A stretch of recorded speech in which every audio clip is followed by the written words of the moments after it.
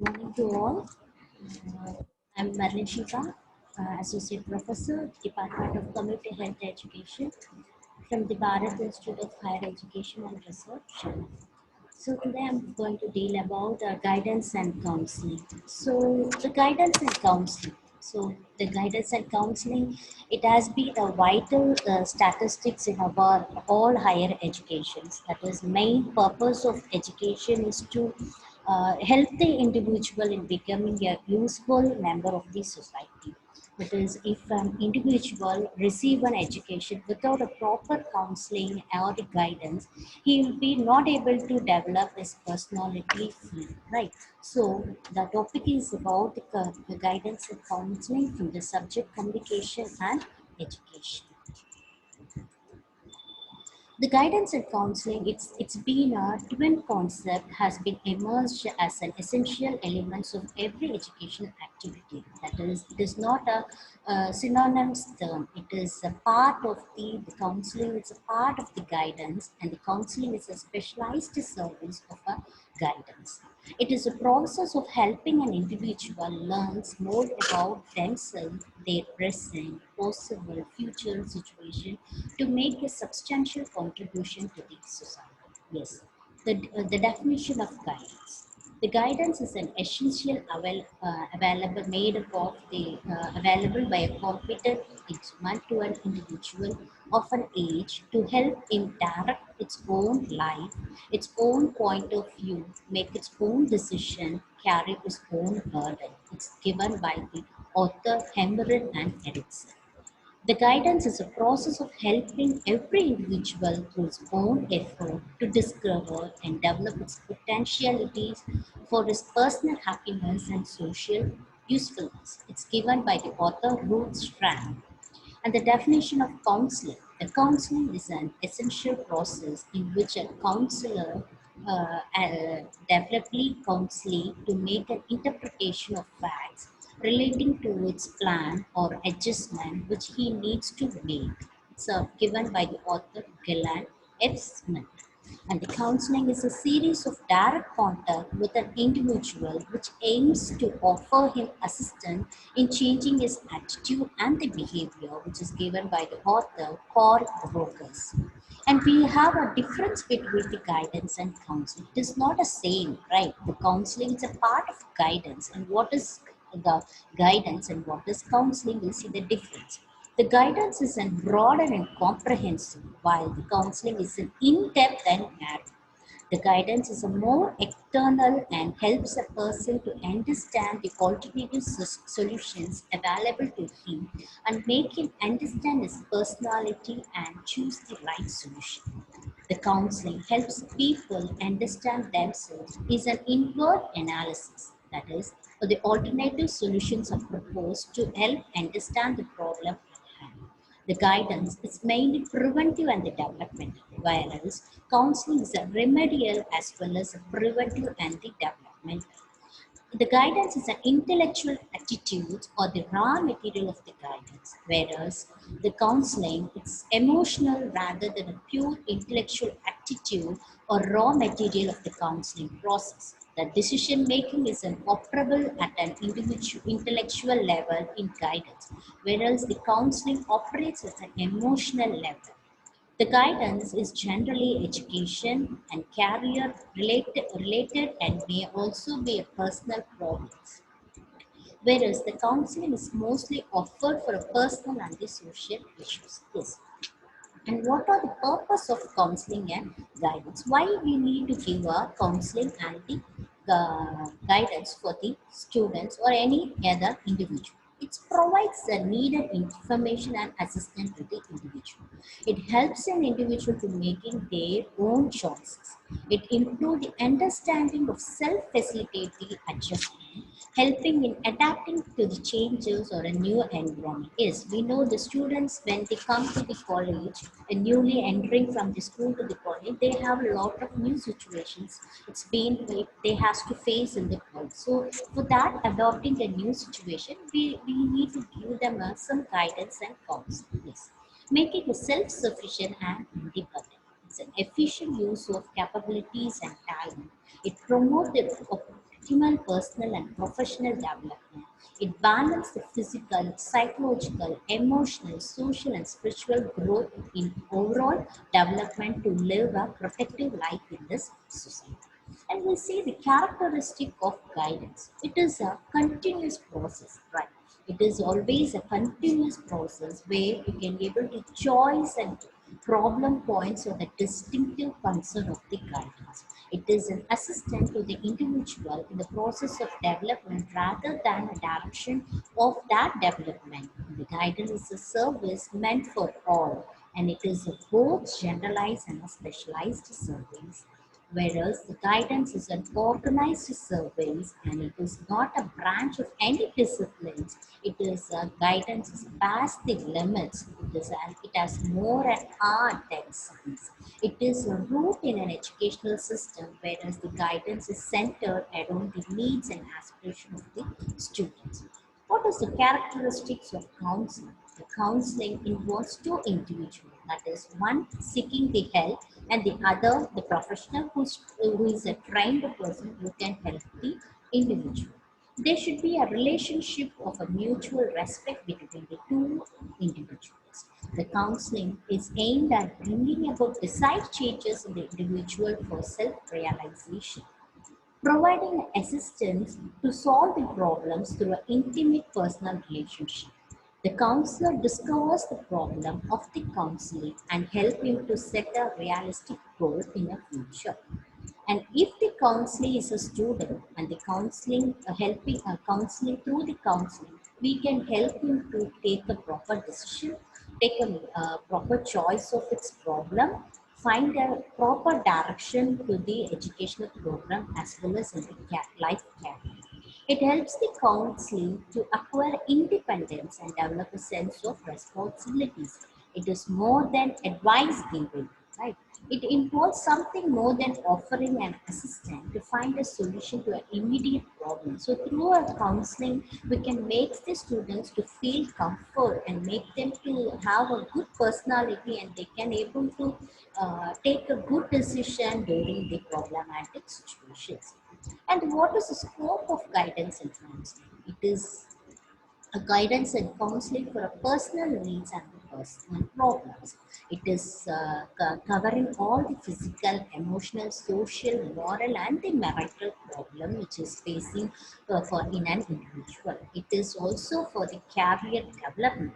It is also for the educational needs and the problem, and not only for the education. We can also give us counselings and guidance for the occupational, professional needs, and it is like a holistic individual development, and it is about the situational problems for the solution. And what is the need of guidance and counseling in mainly the nursing education? It helps the students adjusting to the new environment of the nursing institute. Yes, when after they complete the basic educations like +2, the nursing education is completely a new environment for the students. It is very difficult for the student to adjust to that situation. So mainly the nursing situation is different, so they need some adjustment to this new environment. So definitely the students need a guidance and counseling in that case. It helps in developing qualities required for a successful for a nursing practice, and also helps the students in getting adjustment with the clinical environment where they need to take care of more amount of patients, where they need to perform well with the other lot of different characters. So they need some counseling to act with that patient. It helps students keeping in touch with the latest trends in nursing, and it also helps the students in developing positive learning habits, especially in skill learning. It helps in the development of appropriate coping strategies in order to deal with the stress in a protective manner. And also it helps the nursing students in establish a proper identity for them. It helps them to develop a positive attitude towards their life, and it also helps the student to overcome the period of turmoil and confusions. It helps the students in developing their leadership qualities, and also it helps the student to get motivation them for taking membership in professions, organizations after they complete their studies.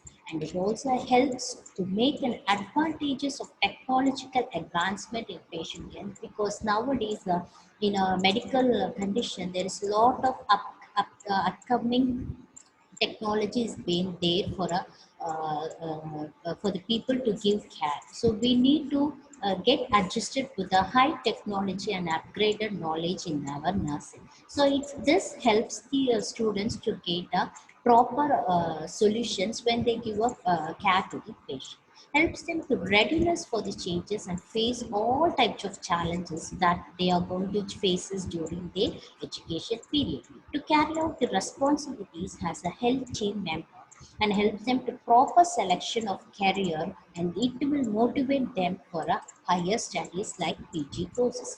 And to see the functions of guidance and counsel, how it is being function. It is like an adjustmental, it is a developmental, and it is a orientations, right? Then we need to find where are the areas that the guidance service is more needed. One is the personal guidance and the social guidance. In educational, we need a guidance. Occasional, avocational, and the health guidance is more important places where we need a guidance services to be held. And the organization of counseling services, how it is been organized to give guidance services to the individual. It has been divided into three forms. One is a centralized counseling service, decentralized counseling service, and the combination of centralized and decentralized counseling service. The centralized counseling service are entirely responsibilities of the guidance and counseling services vested upon the group of trained personnel of a department of guidance and counseling service. And the decentralized is being mostly the responsibilities of the teachers. And the combined will be all the people, like it is a mixed form of guidance and counseling services are provided by the teachers and the expert collectively. The purpose, already we have seen the characteristics and needs of the guidance and counseling service. We need to find what is the purpose of organizing this counseling service, why we need this counseling service in our education. It helps the individual with a normal developmental problem. It helps the individual through a temporary crisis during the stages, during the demand stages of their life. It identifies the signs of disturbed behavior at the early stages, so it is easy to manage it. It refers the critical cases to specialist for a best possible management to get a good solution. To facilitate the communication within and between the nursing situations handling forwards. To support not only the tutors and the nursing facilities who are helping individuals, but also who themselves want guidance and reassurance at all times. And we need certain components for organizing these counseling services. So what are the components we need to have? One is the organizational setup, where it has to be held, and the organization and the counseling centers, the counseling committee, because when we have a proper committee to organize this counseling service, then only it will be in an effective way to have a counseling services in our education system. And the tools for counseling service, what are the criteria we need to have with that counseling services, and the requirement of the counseling, recruitment of the counseling services. These are the components for the counseling services. And what is an organization setup? One is at the university, that is, the dean are assisted by the head of the Department of Psychology and Education, the guidance committee, and the counseling officer. In the constituent colleges, we can see the counseling officer assisted by the guidance committee in cooperation with the deputy chief and the academic advisor, the care plan according to the needs and number of students which has to be held. For the affiliated colleges, the counseling officer will be assisted by the guidance committee, and the vocational guidance officers are needed for more than 1,000 students, which while a liaison officer only can manage the counseling service for the 1,000, below 1,000 students in the colleges. And what will be the counseling centers? How it has to be? All universities and the large colleges should have proper counseling centers which is headed by a trained professional role, that is the counseling officer he has to hold a PhD or a master degree in psychology, and the counseling with the considerable experience he should hold. He has to perform the functions like selection, registration, and the orientation of the student to the new situation. And the educational and the vocational counseling, we can do the personal adjustment counseling, physical and psychological services, and the remedial services, resident and food services, and the activity program we can be rendered to the student. And who all will be in the counseling committee? The guidance committee serves the following purpose. So it establishes and maintains the policies related to guidance and counseling services. It articulates the program between the institution and the community. It acts in the planning. It acts in the planning capacity to ensure that the various functional guidance are properly coordinated. It helps to clarify a particular roles and offers support when those roles are very challenged. It serves as a source of ideas and recommendations to be submitted to appropriate bodies. And the members who all has to be involved in the counseling committee. One is the administrator, next is the principal and the dean, counseling on the liaison officer, the deputy chief of counseling section, the counseling personnel and the counselor, occasional guidance officer, teacher, faculty from different departments, specialities, hostel warden, librarians, student representatives from the student and the parents. And the tools. So, what are the tools we need to follow during this counseling service? One is a non-testing tools and the psychological tools. Now, what is non-testing tools? It is through an interview, that is, it is an interaction between the counselor and the counseling with the definite objectives in the mind. Next is an observation. So we need to observe. It is a careful watching or monitoring of the counseling by the counselor with a specific objective in mind. Next is an anecdotal record. It consists of recording an important incident that happened, and it is carefully recorded the snapshot of an incident. Accumulative record. It is a method of recording and providing a meaningful, significant, and comprehensive information about an individual overall the year. A checklist. It is used to identify the presence or absence of specific attributes or skills of a particular expected behavior in a student. Next is a rating scale. It is a better tool to assess the degree or extent of performance of a particular task or a position of that trait. And the next tool will be the psychological test. So what are the tests through which the counseling service can be held?